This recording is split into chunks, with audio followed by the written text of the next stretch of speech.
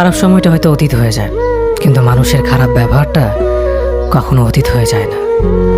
শুধু নিজে থেকে কথা বলা বন্ধ করে দেখো, দেখবে অনেক আপনজন বড় হয়ে যাবে। আসলে কেউ আপন হয় না। যারা তোমার ক্ষতি চায় তাদের আঘাত করবে না, তাদের সামনে একটু হাসি মুখে বাঁচবে। দেখবে তুমি আঘাত করলে যা কষ্ট পেত, ওরা তার থেকেও বেশি কষ্ট পাবে। যত মিশবে ততই মানুষ চিনবে, অভিনয় যে কত প্রকার হয় তা বুঝতে পারবে। সবাইকে তোমার সত্যতা জানানোর দরকার নেই, যে যা ভাবে তা নিয়ে সমালোচনা করতে দাও। বেঈমান মানুষগুলো কখনো অপরিচিত মানুষ হয় না, খুব কাছের মানুষগুলোই বেঈমান হয়। মানুষ চেনা শুরু করলে এমনিতেই বন্ধুর সংখ্যা কমে যাবে, এটাই বাস্তব। 3টি কথা মনে রাখবেন: যে তোমাকে সাহায্য করে তাকে কখনো ভুলে যেও না, যে তোমাকে ভালোবাসে তাকে কখনো ঘৃণা করো না, যে তোমাকে বিশ্বাস করে তাকে কখনো ঠকিও না।